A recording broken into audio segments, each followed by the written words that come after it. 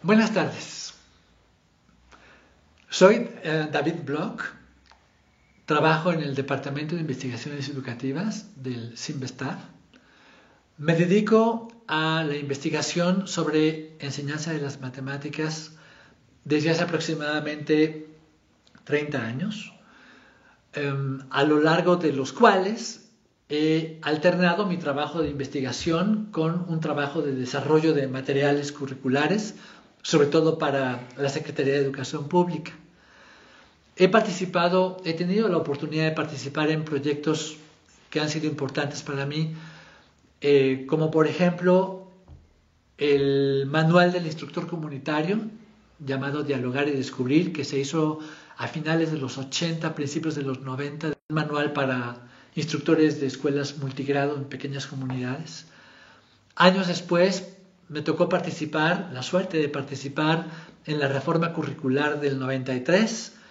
Ahí fui coautor del libro de primer año, del fichero de actividades didácticas para los profesores y colaborador en el desarrollo del currículum en general. Fue una experiencia importante. Un poco después me tocó coordinar el diseño del taller nacional para la formación de maestros en la enseñanza de las matemáticas, un taller que se llamó La enseñanza de las matemáticas en la escuela primaria. Y bueno, con experiencias como esas he ido aprendiendo yo también. Y hoy día, en este momento, me toca platicarles un ratito sobre el enfoque actual para la enseñanza de las matemáticas. Enfoque actual que realmente no se acaba de iniciar ahora, lleva bastantes años desarrollándose, madurando.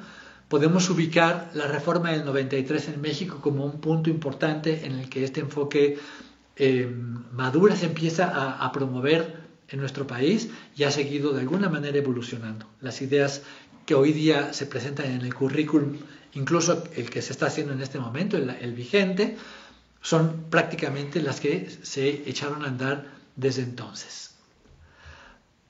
Para platicar sobre este enfoque, me gustaría platicarles primero de dos casos particulares, el caso de Margarita y el caso de Thalía.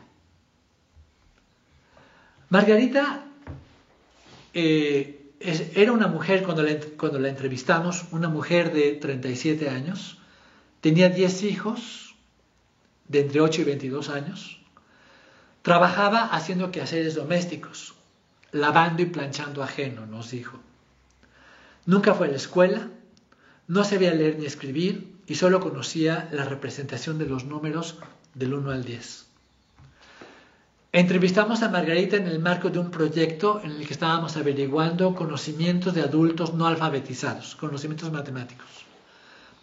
Le preguntamos, ¿cuánto vale ahorita el camión? Refiriéndonos al autobús que tomaba para ir a trabajar y a su casa. Y nos dijo, bueno, ahorita están cobrando 20 pesos. Y entonces le planteamos el siguiente problema. Si yo le dijera que me gasté 540 pesos en camiones a lo largo de todo el mes, ¿usted podría saber cuántas veces usé el camión? Sí, nos dijo. ¿Cómo? Bueno, pues haciendo la cuenta. Se quedó pensativa, tenía las manos sobre las piernas, soltó una risita y dijo, se subió 27 veces al camión. Nos sorprendimos. ¿Nos puede platicar cómo le hizo? Bueno, es que si cobran 20 pesos, 100 pesos tiene 5 veintes. Con 100 pesos se sube 5 veces, ¿no? Ajá. Entonces, si se sube 10 veces son 200. Si se sube 15 veces son 300. Se ríe.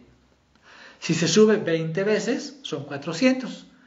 Y si se sube 25 veces son 500.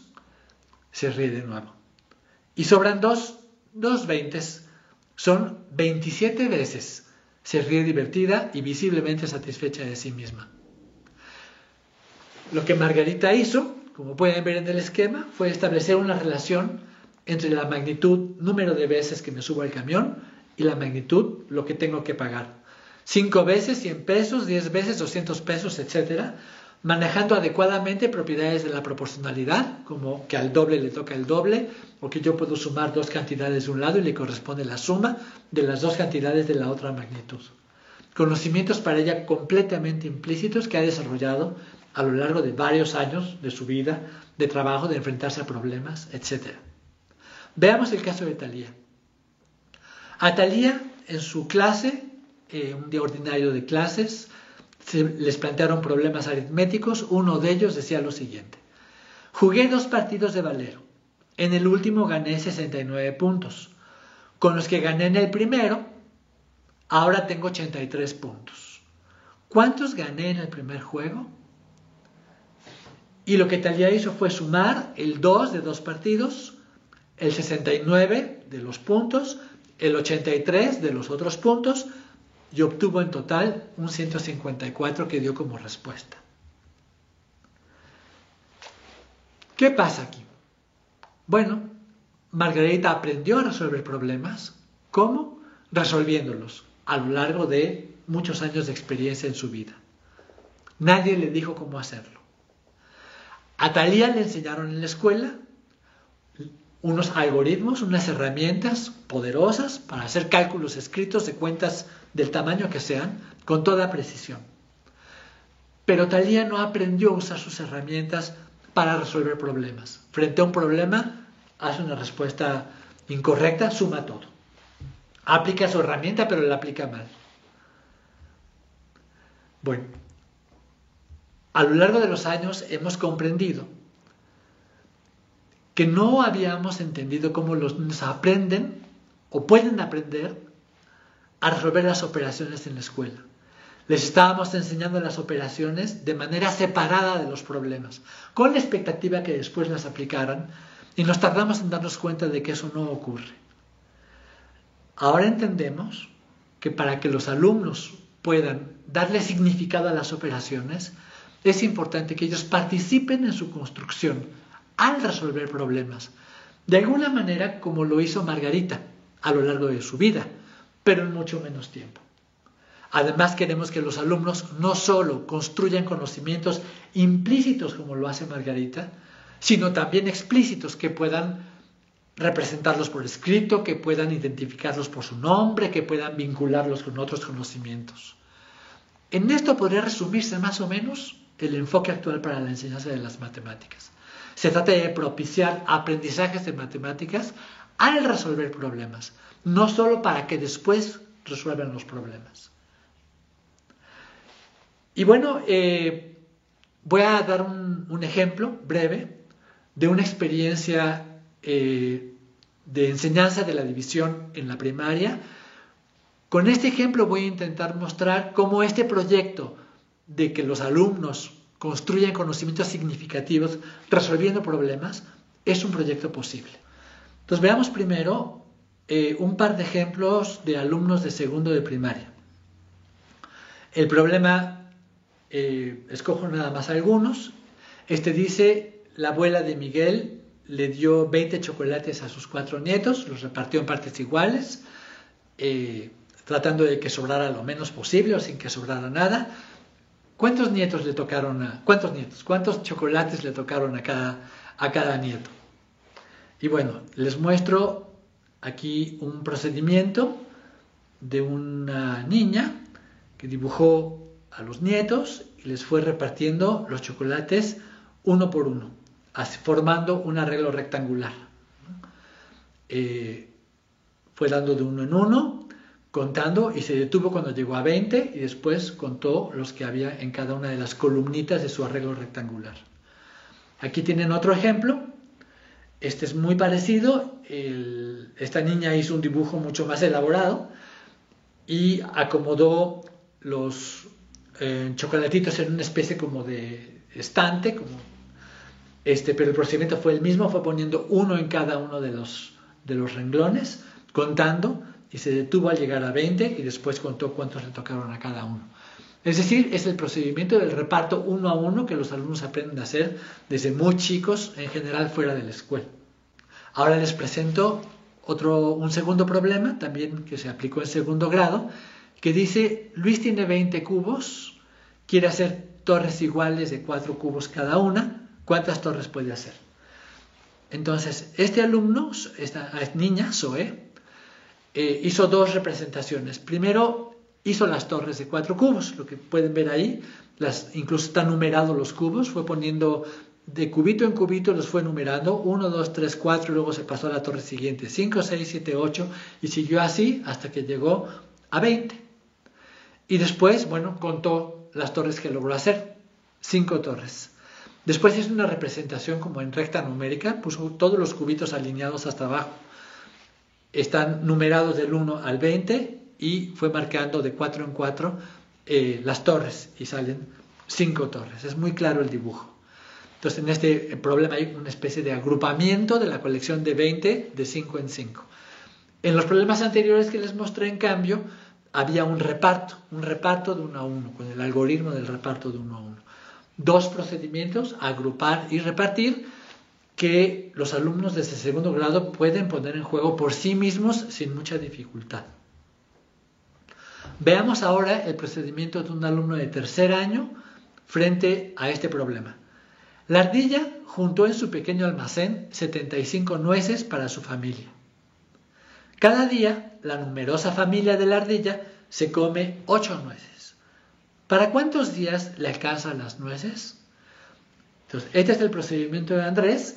Lo que él hizo fue ir sumando de 8 en 8. Cada vez que sumaba un 8, anotaba el 8 y anotaba la suma que llevaba. Por ejemplo, 8 más 8, 16, anota el 16. Y anota el 8. Más 8, 24. Anota el 24, tacha el 16. Entonces fue tachando las sumas conforme iba agregando más y fue anotando los 8. Al final se detiene cuando llega a 72 y se da cuenta de que no le va a alcanzar para un día más y cuenta el número de sumandos, el número de 8 que tenía anotados, 9 días. Entonces es un procedimiento para dividir que consiste en sumar repetidas veces el divisor hasta agotar el dividendo y contar el número de sumandos. Bueno, voy a dar un brinco un poquito grande para no ir tan despacio y para mostrarles un par de procedimientos más desarrollados por alumnos con números más grandes. El problema que vamos a ver ahora dice: Felipe se entrena para el maratón de la escuela. Todos los días corre 630 metros alrededor de su patio. Si por cada vuelta son 42 metros, ¿cuántas vueltas da? Bueno, este alumno que vamos a ver intentó resolver utilizando multiplicaciones. Primero estimó 10 vueltas, multiplicó 10 por 42, obtuvo 420 metros. Como la distancia total es de 630, hace una nueva estimación con un número mayor de vueltas, 30 vueltas. Multiplica por 42 y obtiene 1260. Se da cuenta de que se pasó por mucho y entonces baja a un número bastante menor, 15 vueltas. Multiplica, pero ahí comete un pequeño error, obtiene 530, vuelve a considerar que le falta número de vueltas, hace una nueva estimación a 16, multiplica 16 vueltas por 42, obtiene 672 metros, se pasa. Entonces vuelve a bajar, esta vez a 14 vueltas, multiplica por 42 y obtiene 588 metros, lo cual es un poco extraño porque cuando multiplicó por 15 había obtenido 530. Parece que ahí se da cuenta de que había cometido un error, entonces decide repetir la multiplicación con 15 vueltas y efectivamente ahora obtiene bien 630 metros y con eso ya resolvió el problema. Son 15 vueltas. Bueno, esto es lo que llamamos aproximarse poco a poco con multiplicaciones. Es un procedimiento que los alumnos de tercer año, cuarto año pueden desarrollar ya bastante bien. Al practicarlo un poco lo mejoran, empiezan a usar factores fáciles de multiplicar, como por 10, por 100, por 20, etc. Y de paso están ejercitando las multiplicaciones, hay que decirlo, de una manera un poco más interesante que hacer solo planas de multiplicaciones. Veamos un ejemplo más, el último, que es especialmente interesante porque pone en juego una pequeña estrategia que lo vuelve bastante más eficiente que el que acabamos de ver. Este problema dice, se reparten 313 pesos entre 4 personas. ¿Cuánto le toca en total a cada persona? Y lo que este alumno hizo fue lo siguiente. Piensa en repartir una primera cantidad, 50 pesos. La reparte 50 cada uno, 50 por 4 son 200. Y después, en vez de recalcular o reestimar otra cantidad como en el procedimiento anterior, este alumno ve cuánto falta por repartir. Como tiene que repartir 313 y nada más ha repartido 200, él estima que puede repartir otros 20. 20 por 4 son 80. Lleva repartidos entonces 200 más 80, 280 pesos. Como tiene que repartir 313, observa que todavía puede repartir más y decide repartir otros 5 pesos. 5 por 4, 20. Lleva por lo tanto repartidos 300. Decide repartir otros 3 pesos a cada uno. 3 por 4, 12. Suma los 12 a los 300 que ya lleva, 312, y observa que le quedó un peso sin repartir. Al final, para ver cuánto le tocó a cada uno, va sumando los cocientes parciales que fue obteniendo. 50 más 20, 70, más 5, 75, más 3, 78. Y finalmente verifica, 78 por 4, 312. Y con esto termina de encontrar el cociente. Es una buena manera de dividir, combinando la multiplicación, acercándose poco a poco con la multiplicación, pero también utiliza la resta de manera implícita. Ya se empieza a parecer un poco al algoritmo que nosotros conocemos de la casita. Este procedimiento, con la práctica, se puede volver muy eficiente y muy rápido. Es un procedimiento que en algunos países ya se ha adoptado, ya ha desplazado al otro, al famoso de la casita, porque tiene la gran ventaja, un poco igual que el anterior que vimos, de que los alumnos comprenden los pasos del procedimiento. Saben a qué se refiere cada una de las cantidades que están manejando, el 50, el 20, son cantidades totales de pesos. A diferencia de lo que pasa con el procedimiento que se suele enseñar todavía, de la casita, de división por columnas, en donde la cantidad que se divide se separa en cifras, decenas, centenas, unidades, y se van dividiendo cifras, y luego quedan residuos que se pegan con la cifra que se baja, y eso es como muy mágico, es muy difícil entender qué es eso de que se baja la cifra y se forma un nuevo número. En fin, es un procedimiento muy, podríamos decir, por una parte, una pieza de ingeniería muy bonita, es muy compacto, muy rápido. Se desarrolló a lo largo de muchos años porque pues había que hacer cuentas grandes a mano, pero a la vez es un procedimiento muy opaco, es muy difícil entender por qué funciona como funciona. Y bueno, a los niños les cuesta mucho trabajo aprenderlo y ni se diga entenderlo. De manera que no es extraño que haya otros procedimientos que están cobrando importancia en otros lugares. Ahora que tenemos calculadoras, el hecho de que los niños sepan hacer cuentas con números muy grandes y muy rápido a mano es un objetivo que ha perdido mucha importancia en la educación básica. Y eso, bueno, nos plantea el reto de, bueno, si ya no es tan importante que sepan eso, ¿qué es lo importante? Y bueno, lo que estamos viendo es lo importante es que aprendan a resolver problemas, con la división en este caso, y sí, dejarlos participar en el desarrollo de técnicas, hacer matemáticas haciendo técnicas, como los niños que estamos viendo en este momento, y que dominen más o menos una o dos técnicas, usando las multiplicaciones, por ejemplo, se considera como algo suficiente. Para cuentas más grandes podrán usar la calculadora. Para cerrar esta parte podríamos preguntarnos, ¿qué significa entonces dividir para los niños? Como vimos, para los niños dividir, desde el punto de vista de los problemas, significa repartir en partes iguales y ver cuánto toca cada uno, o bien formar grupos iguales con una cantidad y ver cuántos grupos se forman. Y desde el punto de vista de los procedimientos significa, por ejemplo, sumar varias veces y ver cuántos sumandos usaron, también restar varias veces y ver cuántas veces se restó, o buscar qué número multiplicado por 1 da un total que ya nos dieron. Digamos, estas relaciones con las otras operaciones, los alumnos las pueden ir tejiendo al desarrollar estos procedimientos y con eso van enriqueciendo el significado de lo que es la división. Cabe preguntar todavía, ¿y cómo mejoran los procedimientos iniciales? ¿Cómo pasan del reparto 1 a 1 con objetos a hacer estos procedimientos con multiplicaciones y restas? Pues son varios los recursos que se utilizan para eso, pero el más importante es resolver más problemas. Es resolviendo problemas como van mejorando poco a poco los procedimientos. Por supuesto, no nada más. También compartiendo con los compañeros, viendo cómo resuelven otros. El profesor va sugiriendo atajos, va sugiriendo, digamos, algunas medidas que hacen más eficientes las multiplicaciones. Por ejemplo, multiplicar por 10, por 100. Un paso muy importante es cuando empiezan a usar la multiplicación en vez de las sumas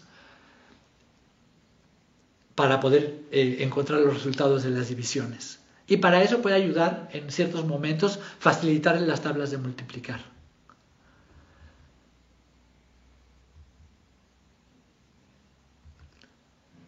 Bueno, como última pregunta podría aparecer, ¿y qué hacemos con la técnica usual? ¿Qué hacemos entonces con la técnica de la casita que solíamos enseñar? Bueno, pues esa técnica la podemos seguir enseñando, forma parte de una tradición escolar muy importante. No hay por qué abandonarla. Lo que sí se recomienda es no centrar toda la enseñanza de la división solo en esa técnica. Como acabamos de ver, los alumnos pueden hacer un trabajo muy interesante de desarrollo de diversas técnicas y la de la casita puede ser una más que se estudia en cierto momento, puede ser un poquito en finales de tercero, otro poquito en cuarto año o quinto año, con números relativamente chicos para que la conozcan. Lo que es muy importante es que no sea la única para ellos. Si no la dominan, si en algún momento se les olvida, etc., tendrán otras técnicas a la mano. Bien, pues con este ejemplo he intentado mostrarles cómo si es posible llevar a cabo este proyecto en el que los alumnos participan en la construcción de conocimientos matemáticos resolviendo problemas. Por supuesto, no solos. Tienen la ayuda del maestro, la ayuda de los compañeros.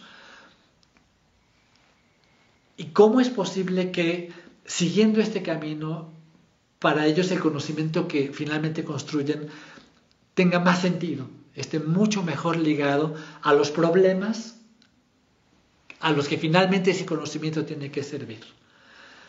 Y bueno, para terminar, me gustaría decir una frase de un educador matemático muy importante, Hans Freudenthal, que dice que a final de cuentas de lo que se trata es de postergar el momento de la formalización para dar lugar al discernimiento.